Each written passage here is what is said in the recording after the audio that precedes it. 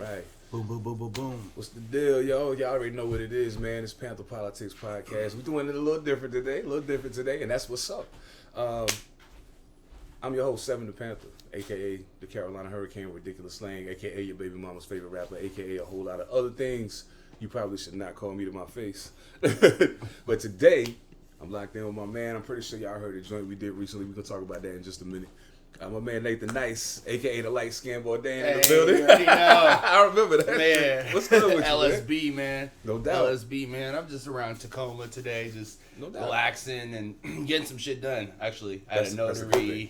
Oh, word, Hustling, man. You you do know. a lot of shit, Bro, man. just trying to, stay afloat, When I think about people that do the most, your name is definitely high on the list. I'd be like, yo, son is in everything, yo. But we'll start from the top. Now, when I first met you, I met you doing Kitchen Couch TV, which is your podcast slash Gang. You know what I'm saying? Lifestyle. Lifestyle, yeah. Yeah. Okay, we'll call it that, no doubt. Yeah. So, what made you decide to start Kitchen Couch TV and just run with it? Bro, so it started with trying to make a scalable business. No doubt. And I didn't have much, and I wanted to create, so it started with what can I do with what I have right now? Facts. And so I was like, the cheapest thing you could do is make a podcast, and then use the podcast, whatever clout, to make my next jump, which happened to be it was a truck that got stolen. Ooh. Which whatever, I had to bounce back, make the hustle. Then I spent the next one on the notary, No doubt. and then now I got the ice cream cart coming soon. So That's what I'm you talking know what I mean? about. I brought man, work. you better be ready for the summer. That's what I'm talking about. And but as far as creatively, what made me start it was I feel like I was just have a lot to say. So and I do a lot of things, and I don't do them like many people. So I'm like, man, and it was originally about cooking, No and doubt. then it just kind of like don't get me wrong, we still got cooking, but it just be it'd be this, it'd be you know what I mean, Be all whatever, over it. yeah. So it's just kind of Kitchen Couch is just a lifestyle. It is. No doubt. You know what I mean? No doubt. That's dope. And see, that's the whole thing, because I feel like sometimes people get it confused and think, oh, Panther Politics, all he do is interview rappers. But I don't. I've talked to politicians, other community activists, people that don't even make music. They may be involved in the music business, but they don't make music. You know what I'm saying? Right. So I was like, damn, I don't want to get pigeonholed. Right. But the way you did it is the way you're supposed to do it. You know what I'm saying? Find something, plant the seed, let it grow, and then you can start plucking stuff off of it and planting other shit to see it grow too. Right. So now being a notary is interesting, because it's something that I had never even considered as a actual profession. Job, Yeah, you know what I'm yeah. saying? So what made you decide to go with that route? Just another hustle that unfortunately with things I can't do, certain things like DoorDash, Right. and other things. So I was like, what can I do? Okay, let me see if I can hit this notary thing. It was actually this gangsta ass nigga, bro, straight up super gangster, tatted up. He's you know what I'm saying, he's from the CD and everything, and I was seeing him making some plays. I was like, bro, you're OG. How do I make some money? He's like, get your notary. And so I slept on it for a minute, and I was like, I had been told it before too, maybe 30, 40 minutes before. Sorry, not 40 minutes. 3 or 4 months before, Oh, a couple, no you know what I mean, a while before, because I was interested in real estate in general. No doubt. And then he had told me, I kind of slept on it. I was like, whatever. 3 or 4 months later, then I get my notary, and it takes me probably another year till I start getting actual money from it. Right. But it was just something where I'm like I got my stamp on me now. You know what I mean? So just to make sure, if I'm out and about, I could do this, do that, meet up with you, link with this, blah blah blah. You need a notary. You know what I mean? So you can do that, kind of be on the move with it. So it doesn't necessarily have to interfere with what else you do. No. You know what I'm saying? And my whole thing is I'm no suit, no tie. I'm the notary guy. So there's no telling what I'm doing before the notary, but I'm not wearing no suit and tie. So I might be just a little high when I get to you, but it's okay.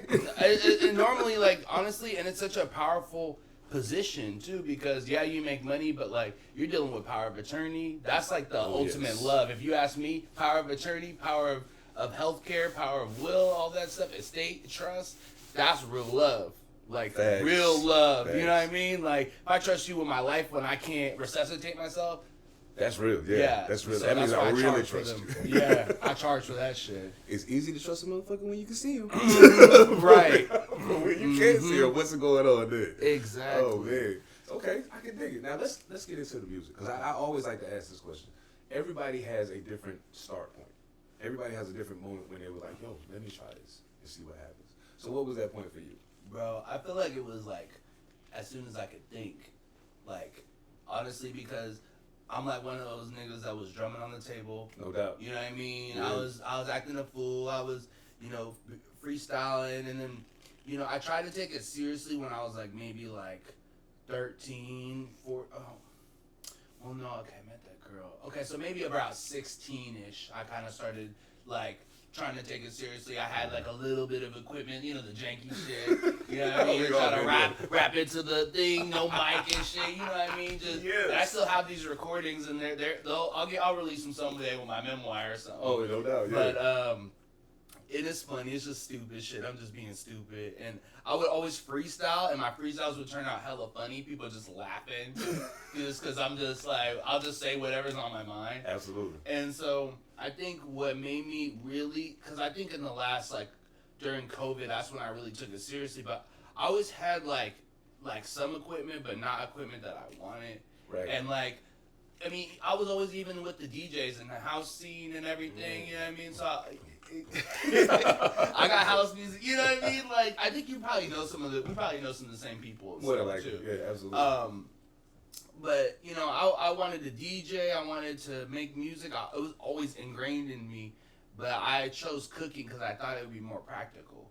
Right. So technically, cooking's like my second love, and music's my first. Oh. So okay. You know what I mean? And so I think in the last maybe 2-3 years, I was like, I kept getting copyrighted during my podcast because I would I'll be interviewing Mac Mall. I put his music on and get copyrighted, and I'm like, oh yeah, nigga right here. Yeah, this is shit. Yeah, and whoever, Mitchy Slick, whoever, and they're copyrighting me. I play just little stuff or underground stuff, and just getting copyrighted.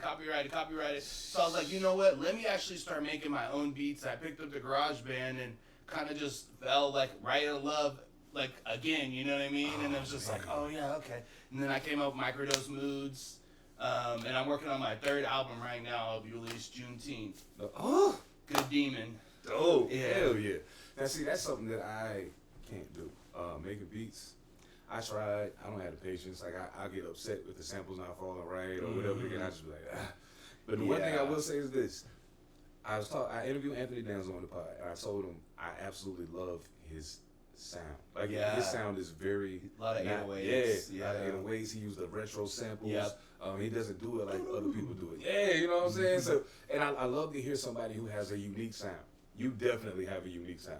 So, like, as far as, like, cultivating your sound, what kind of went into that? Like, was it kind of, did you just kind of try different things to see what worked? Or did you have kind of idea where you wanted to go with it already? You just had to work your way through it? It's kind of interesting as far as, especially, like, our song or whatever. Like, our song kind of came a different way. But I think I have so many influences. Like I listen to, Van Halen, and then I'll listen to Nirvana, and I'll listen to Crystal Waters, and I'm listening to just, Eiffel 65. I'm listening to Madonna. You know what I mean? But obviously, I'm listening to Arrested Development. I'm listening to Earth, Wind, and Fire. I'm listening to Souls of Mischief or SOS Band or Gap Band or, you know what I mean? I'm just listening to everything, and I'm like, all these influences are just like going in and like processing them through the computer, kind of. No doubt. And so, like, what I like to do is, like, I want to make sounds that nobody has heard. Like, I can make stuff that sounds like other people. Right. Like, but I'd be like, this rap song would be so cool if it had, like, a dark trance synth on it. And so then I'll put something like that, and I'll be like, so, like, our song came to be, well, we could get into that later, but just... Go ahead, let's do it. I think the way it was... So originally the song was called Future R&B Drum and Bass. Oh wow! So cause like if you listen to the beat without us rapping on it, it kind of sounds like Japanese jazz or like future jazz or something like and then got like a little drum, and it's definitely drum and bass because it's at 160 BPM. No doubt, yeah. And so when you're hearing it, it's different, and I just wanted to make a sound. Like, originally it was going to be like some type of R&B song, but then like I had the beat open and I was like, maybe this would be different. And I had a couple verses written. O was supposed to get on it too. No doubt. Yeah. And it's taking forever. This guy. He's the least rappingest rapper I've ever seen. I'm like, bro, record something. What are you doing? Record something. You got all the equipment at home. Go rap. No, and shout out to my guy, but he'd be like, let's freestyle. And then it'd be like,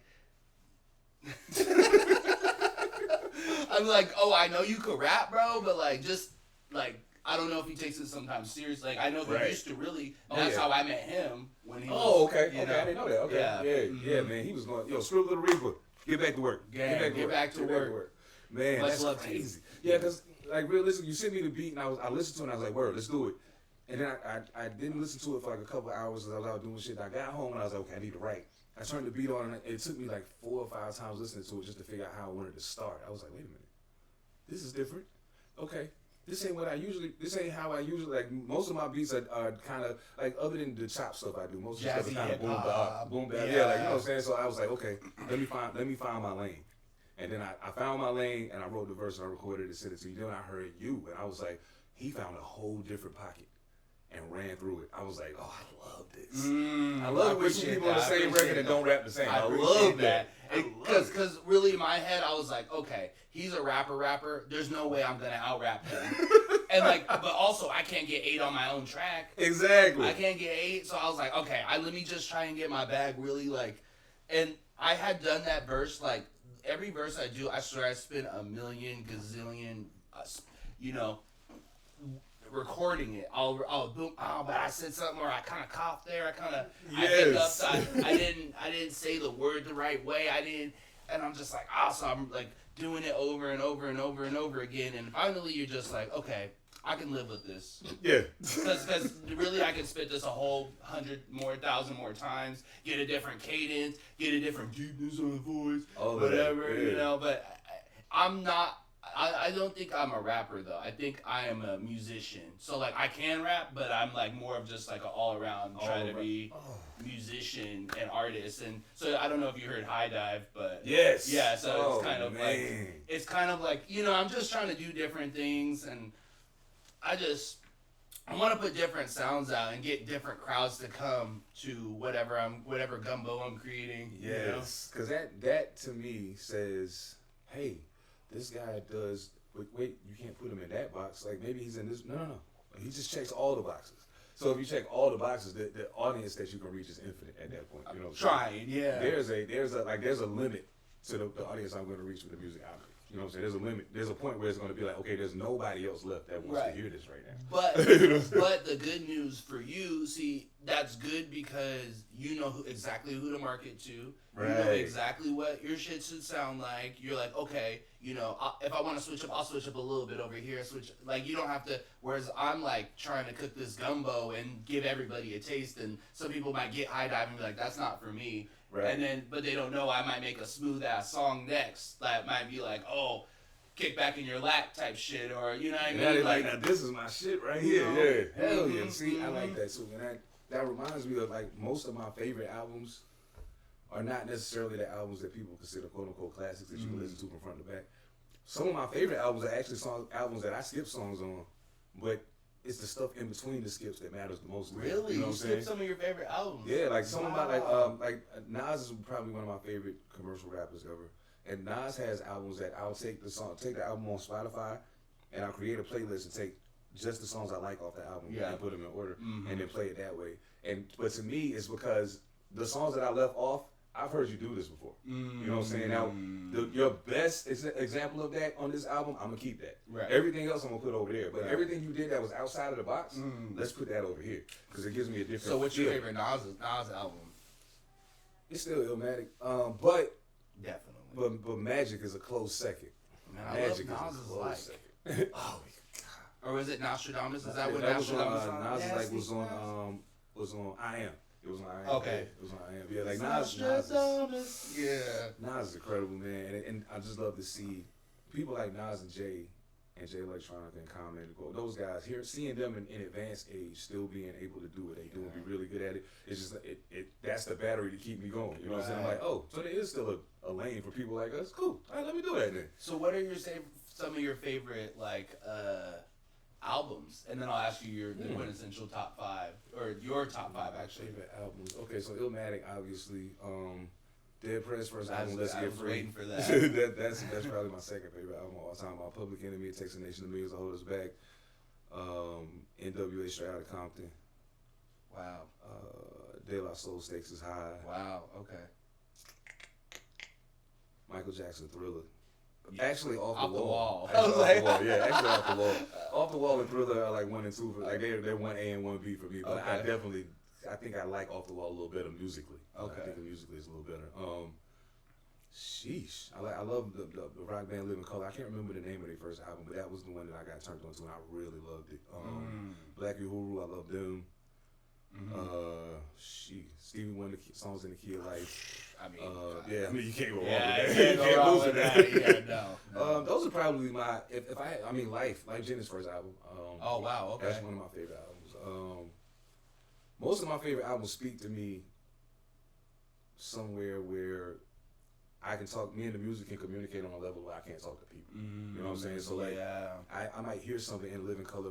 It might even be in the guitar. It might even be the words. It might not even be words. It might be in the music that I feel like I'm gravitating toward. You know what I'm saying? So yeah, like I love that shit, man. Like I love music. Like people think it's just hip hop, but I love music. Period. You know what I'm saying? New Edition, Any Heartbreak is one of my favorite albums. You know what I'm saying? So I love that shit. Yeah. When you're saying that, I'm trying to think of some of my favorite. Obviously, one of my most underrated hip hop album, I would say, and one of the best. I would put it in the top 20 easily. Sugar Free is Street Gospel. You know, I didn't hear that until I grew up on that. I probably just heard that since I moved to the West Coast. Wow. Yeah, I in the grew last up 7 on years. that. That's like religious. Like, love it, here's the man. Testament. Here's Sugar Free, Street Gospel. No you know doubt. what I mean? Arrested Development. That was a good album. Yes. Chicken and Beer. Oh yeah. Word of Mouth too. You can do 1 and 2 Word of Mouth. Chicken and Beer. This morning. He don't miss. He don't miss. Oh no, he don't. I'm trying to think of some other ones. You know, like Gap Band Greatest Hits. We could do something like that. Yes. Or man, I'm trying to think of some that like from start to finish. That Chicken and Beer album was Charlie Hustle. E40. Oh yeah. That's one of my favorites. That's like literally another one of those like, here's the Testament, here's Street Gospel, here's Charlie Hustle. You know what I mean? Like, and then I think, you know, like when you get into like these days, it's like song for song. You know what I mean? Like it's hard to be like, oh, this whole album is good. I'm just trying to think.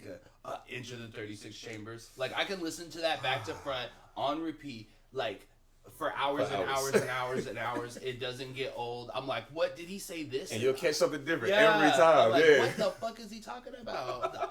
The Tower of Pisa? I don't know, bro. What? Yeah. I loved it when Wu came out because like me and all my friends was 5%ers, so we knew exactly what they was talking about. But then other people, like we was in college, so other people was like, yo, what is he talking about? And we like, yo, come over here and build with me. You know what I'm saying? And I went to Winston-Salem State University. You know what I'm saying? So it's a black college. And it's all these, and we're sitting here and astounded because we're like, how do you not know this? But now realizing that we literally have access to some things that everybody don't know. You know what I'm saying? Like the wildest shit that ever happened. I started studying with 5%ers when I was like 15. Wow. So I went to school one day. There. Yeah, I went to school one day, and they was like, yeah. So the teacher was like, yeah. So you know the sun and the moon. I said, you know the sun's 93 million miles away from the Earth, and she was like, how do you know that?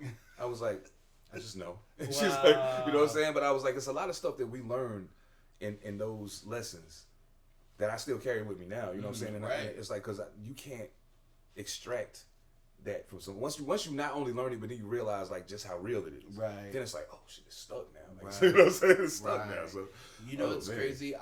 You know, I like the 5%. I would say that I'm I've begun into alchemy, which is very similar, like the 7 laws of Hermes and their Hermetic principles, Kemet and all that, which like it's very similar to 5%. You know, just like whatever is around me is the universe, like. You know, the law of polarity, the law of vibration, stuff. It's very similar to 5%, you know, so I totally understand. And it's like one of these things, like you said, once you learn it and you actually apply it, there's no stopping you. Oh, yeah. You know what I mean? There's no stopping you because it's all it's even like etymology of words and everything. Yes. It just really breaks down. It's all encompassing. Like I feel like it should be called like physical science. Absolutely. Because it's like it's or like spiritual science even. You know, like it's very like it's kind of blending the actual world with spiritual knowledge. Absolutely. Kind of. So. Hell yeah, man. Yeah. That's okay. So we talked about it. Who is your top 5?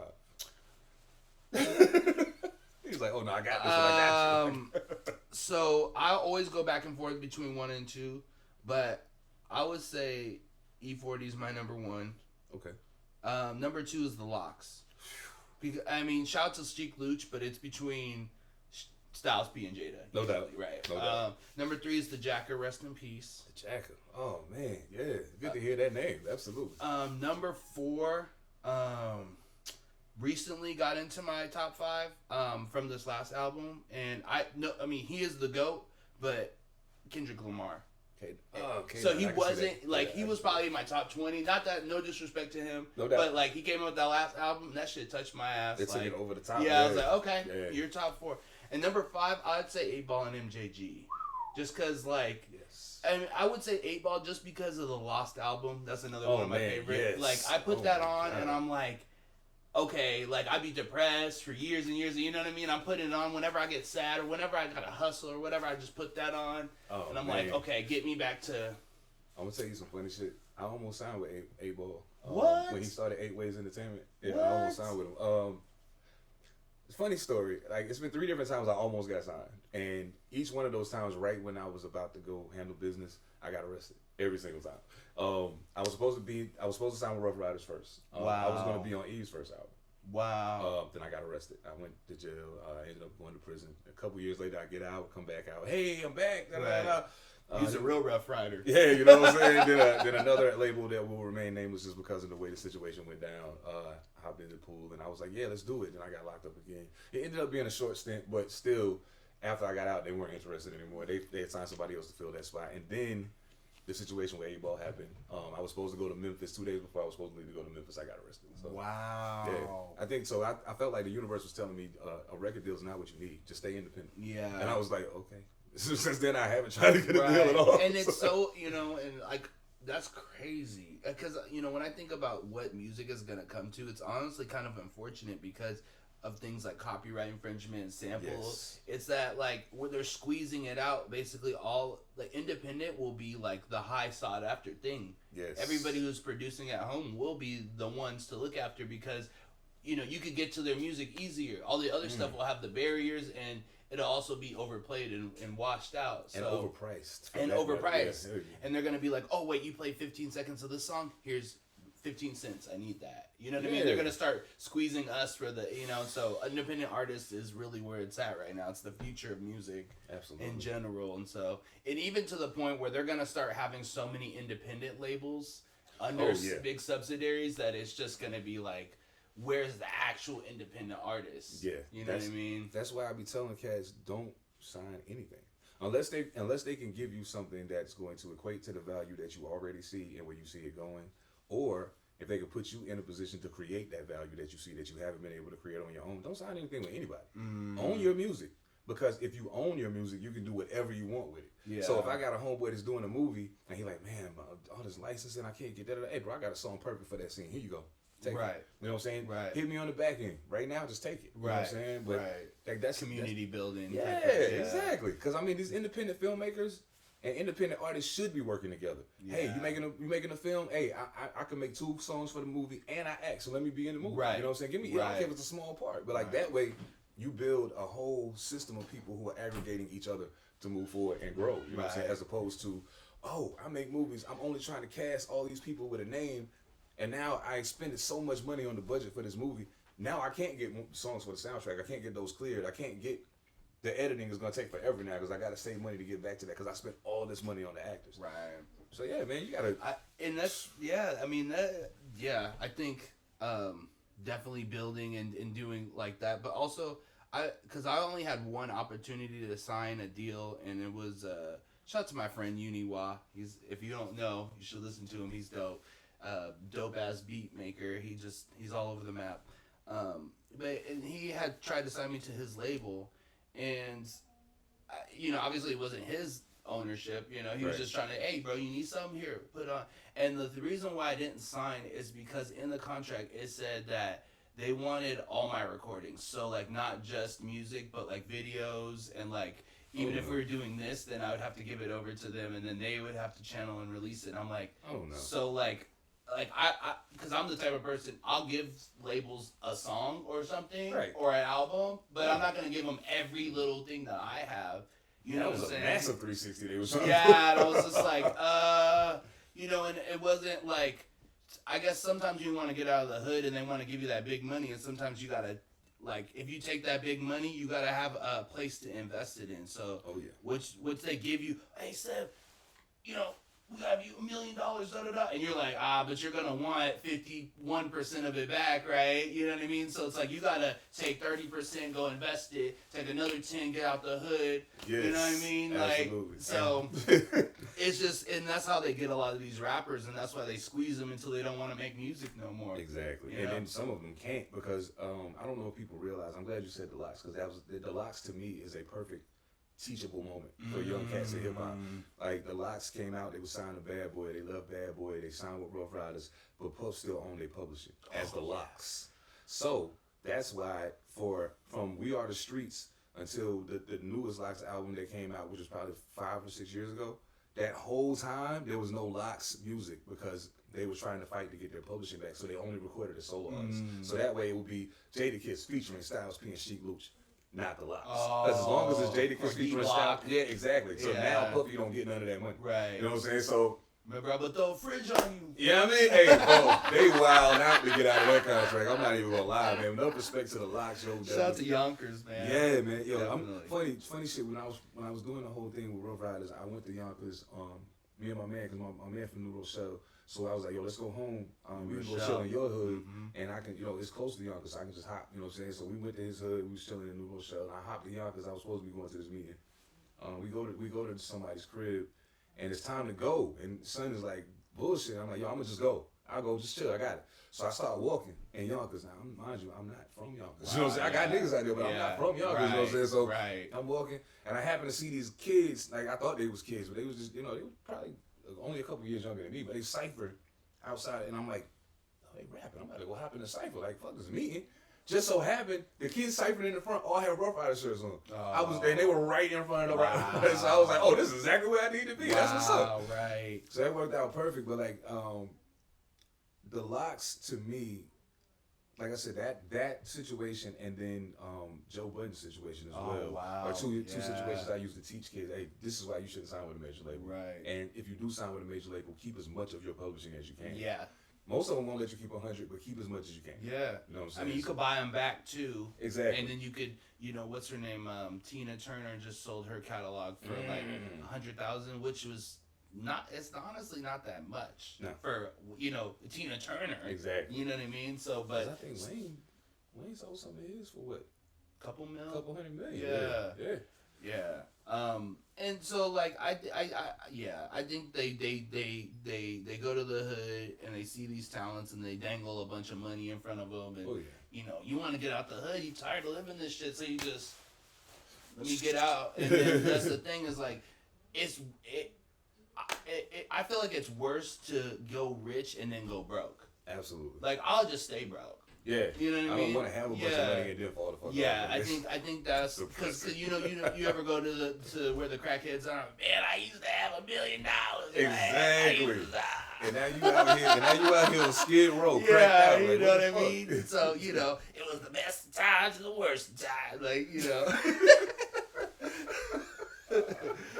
That's real shit. Oh my goodness, man. You know what I mean? So that is real shit. Like that. I wanted to ask you about something because we talked about it a bit. I don't know a whole lot about it, but I hear you talk about it, and I know you have a whole like thing, microdosing. Exactly what is it? Well, the term just means like a little amount. So like I'll say like today I macrodosed coffee technically, but microdosing coffee, right? You just take a maybe like a small cup, right? Not 12 ounce, but like half a 12 ounce or something. You take the recommended dose, and then you maybe a third of it or something would be a microdose, right? Okay. Something like that, relative to the size and dosage. But as far as like psychedelics go, or even marijuana as well, which is a psychedelic in a way, Right. you know, microdosing psychedelics has actually helped me be able to expand my mind in so many ways, and it also gave me a jumping off point, because I think a lot of times people are like, oh, I want to try shrooms, I want to expand my mind, and then you try a lot and you get lost in the sauce and you're not really ready, or like some people have severe anxiety, severe PTSD, or Absolutely. control issues, OCD, so many things. They don't want to be out of body, but really what happens is when you take a microdose, you're actually more in your body, Right. and so you're not so out of control. Okay. You know what I mean? So it's like, sometimes I just tell people, you know, like, if they have an inkling, you know, it's like drinking a beer, you know. For your first time drinking, don't drink a bottle. Drink a beer. Yeah, you know what I drink a little mean? can or Drink, something. yes, you know, see how you feel. If you like it, you know, take a shot or something. Exactly. You know, yeah.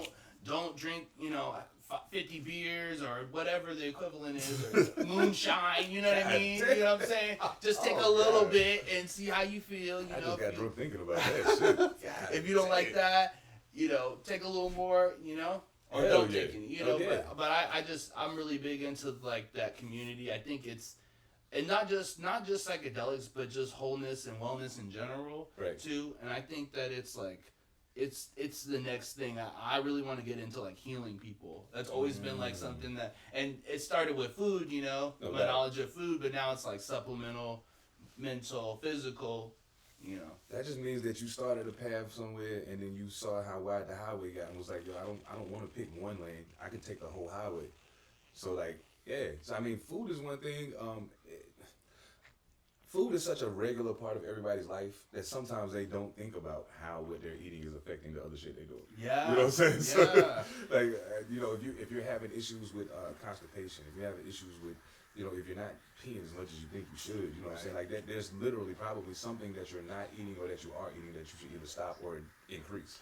Well, I need to start drinking more water. Like I have recently, but I still hate it. yeah, that's actually my worst thing is drinking water, honestly. I'm terrible at it. But I think I have this theory that niggas in the hood, the reason why the hood is fucked up on purpose is because it starts with the food, and it's food and education. Yes. You know what I mean? It's like, if you don't know no better, then you won't do any better. But also, like, eating is what helps expand the mind as well, and like gives you energy levels and, you know, hydration levels and stuff like that. If you don't have those, you're running on empty all day and you don't even know it. And like, you know, I know kids that, you know, they're eating a lot, but they're not eating the right stuff.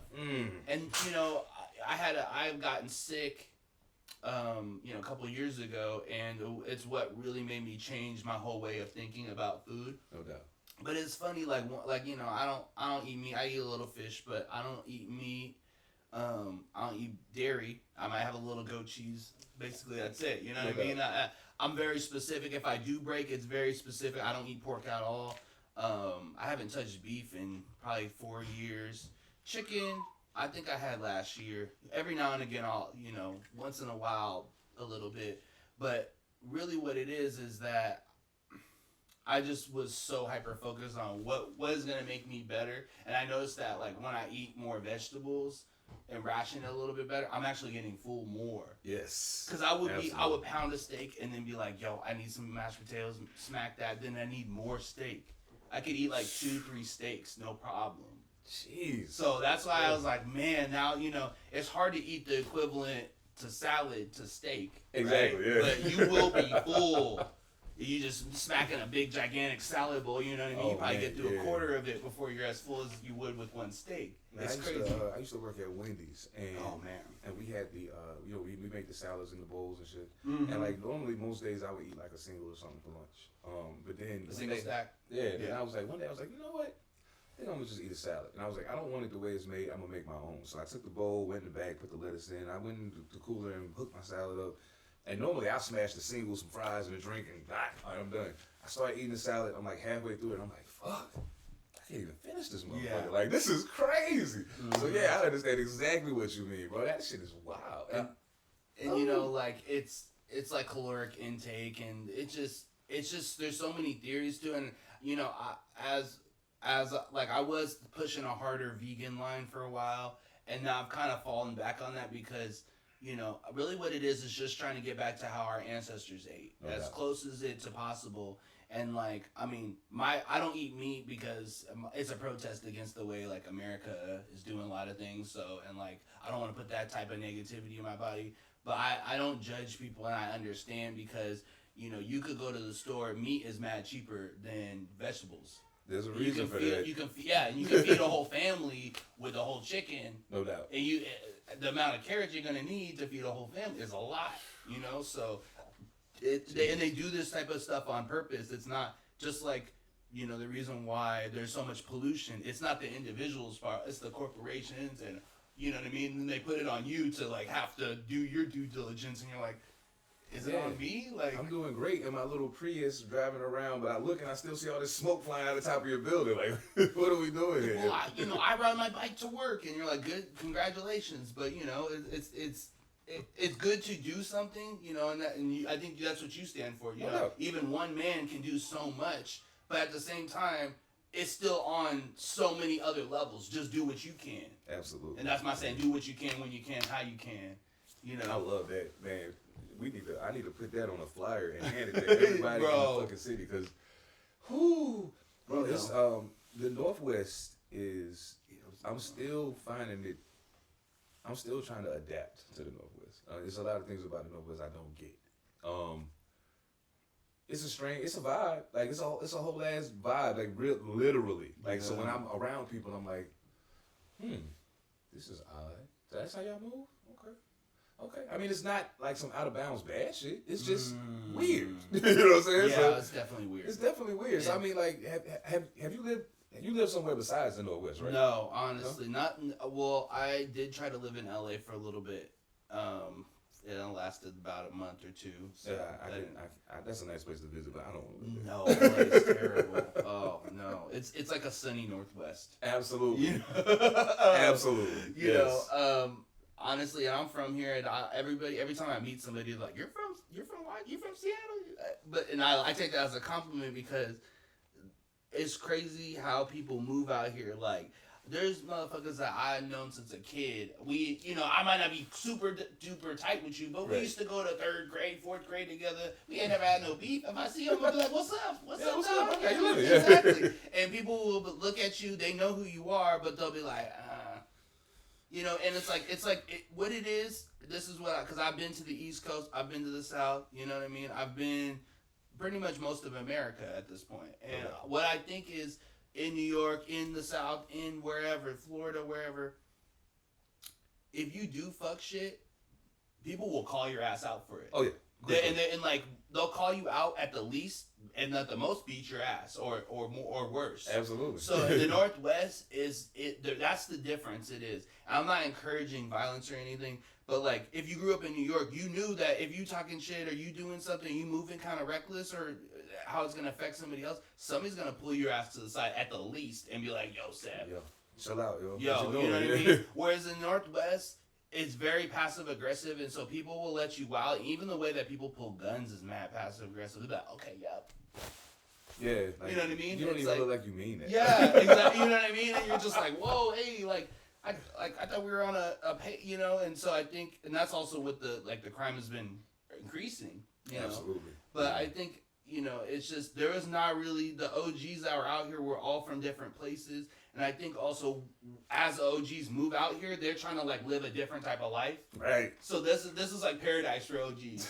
You know what I mean? So like they're just like come out here like, man, I don't want to be bothered with that old Crip shit. I don't want to be bothered with that old blood shit or whatever. I'm just gonna come out here. Yeah, I might have a little couple, but I'm not really trying to be a warlord like I was or whatever. I'm silly. So and so I think it kind of.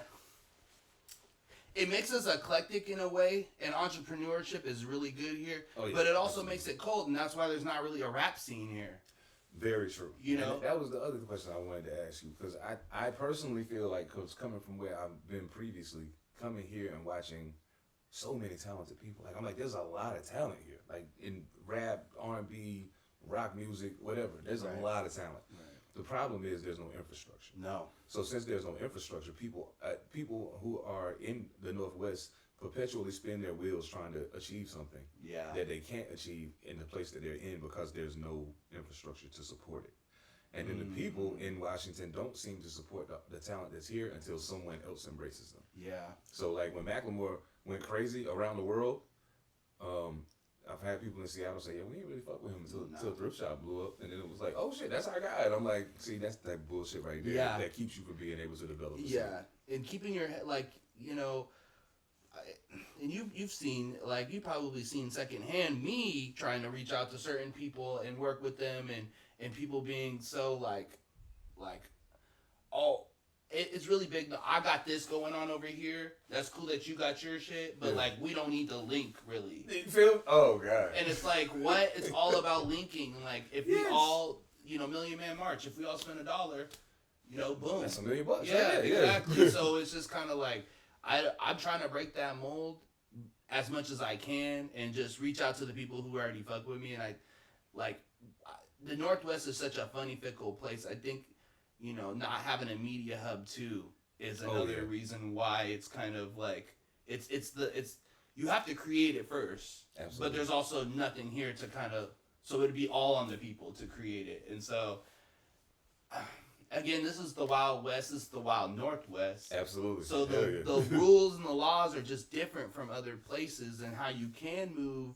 Like, when I'm in the Bronx or whatever, I don't move the same way. I don't walk the same way. I don't talk the same way. You know what I mean? Like, you gotta match your environment. Yeah, exactly. So, you know, it's just kind of, it's unfortunate, but I've gone through so much depression over it that I'm just now at this point, I'm like, I don't even care. Fuck it, yeah. If you're gonna fuck with me, you're gonna fuck with me. If you're not, you're not. If you're gonna pull up, you're gonna pull up to the show and support. And you're gonna do when you can, what you can, when you can, how you can. Shares are free, you know, likes are free, you know. Yeah. There are plenty of ways that won't cost you a dime to support an artist that you believe in. Exactly. It's easy. Hit a little button. Like the funny thing to me is this. I always say this. I've been associated with a lot of crews throughout my run in rap, you know what I'm saying? So, and I'm still cool with all of them. It's just that we reached a point where I felt like, okay, y'all not really serious, or I feel like I've reached the zenith of where I can go here. I need to step up. And there's always been a case of, I get it, do your thing. We still got your back, go do you. Right. So I'm still cool with all these people, but what I started to notice is I drop a project or I drop a single and I click it. And like what I normally do is I try to confine my tagging to people who have been a part of that journey. You know what I'm saying? So that way I'm like, okay, your network already knows me. Right. So it won't look strange for you to do this. But that way you can either accept the tag or not, but then you can share it yourself if you don't accept the tag, and that's fine. Right. But it's still reaching the same people. Right. And that's fine. But I noticed that like less than 40% of those people actually do it. Right, and all you gotta do is you could blindly like it. Yeah. It doesn't do anything. Yeah, you can literally blindly. And I'm not gonna lie, I do that to a lot of people that I support. I mean, I try to actually listen to music and watch videos if people send it to me. Their stuff. But like, there's sometimes I don't even have time in it, but I'll just like it because you'll get more streams. Hey, here's your algorithm push. Yeah, here you go. I'll listen to it later. Yeah, exactly. And so I don't know what. You know why that is, and it's crazy because also Seattle loves out of towners more than we love Seattleites. Oh yeah. So they love you, or they would you know, who the people who fuck with you love you. They don't love me, you know, but it's fine. It's fucking haters. You know what I mean? But then also we go to North Carolina, and people love us. Mad love, yes. Yeah. So you know, it's kind of like a give and take, and so you know that's. I'm glad you said that because that's actually something that I noticed. And every single place that you go to will feel like their music scene is the one that's like that, but it's everywhere. Yeah, it is everywhere. The only place that's not like, the only two places I can think of that aren't like that would be Houston and Atlanta. In California. In Cali, yeah. Especially more so, I think maybe in the Bay than LA, but definitely. Well, the reason why I would include California is because you can go, like, you can start at the top of the map and you can be like, okay, Redding. Redding probably has a rap scene. Absolutely. Sacramento definitely has a rap scene. You know, East Sacramento. Oh, Stockton. You know what I mean? They everywhere down. You could literally go section by Fresno. Oh, they got a rap section. Yes. You know what I mean? Like everybody. Oakland, San Fran. Even San Francisco got Alameda, a rap scene. Yeah, you know what I mean? Like all these little corners. Oh well, East Pittsburgh and like you Oh, know. shit. He said East Pittsburgh. Oh shit. You know, it's just crazy. We're going all over the place, but I love it, man. It's a good, great conversation. I love it. But I know I told you before that I'm gonna go ahead and say this now because I know I hate to even have to stop right now, but I have to because I got something else I got to do. We have got to do this again soon. Yes, brother. Very soon. Yes. As a matter of fact, I'm gonna invite you now so everybody can see it. I'm gonna start doing once a month doing roundtable discussions and bring maybe 3 or 4 people on to have a discussion about something, depending on what it is. I'm planning on having one probably in June. Okay. And I want to bring on people who make beats. Okay. And talk about the production side of it because I don't get to talk to a lot of producers. So like I want to bring you and maybe 3 other guys that I know that have everybody's style is different. Right. So I want to bring 4 people on with different styles and let's talk about that. Like how you construct the beat. What do you look for? Because I figured if everybody's sound is different, you all might can learn something from each other. Right. And I can learn something from all of y'all. Right. So, right. So if you're with it, we can I'm definitely do that. with it. I'm definitely with it. Yes, let's do I'm it. always down to collab. That's my thing. I'm from Seattle, but I will collab with just about anybody. If your energy's on point, why the fuck not? Let's do it. There's enough air in the world, you know. Absolutely. So. Well, tell the people. I know your people are already watching, but tell the people who are Panther Politics followers who may not know how to find you online and where to follow you. Kitchen Couch TV, Nathan Nice, Nathin, because I'm skin. You feel me? NICE, Light Skin Bourdain, Tom Petty Jr. You already know what it is. Hey, y'all know what it is, man. Panther Politics Podcast. I'm your host, Seven the Panther. We catch y'all on the flip side. Make sure y'all fuck with my man Nathan Nice, yo. Kitchen Couch TV. One. Dope. Yo, that was dope. Bro, man.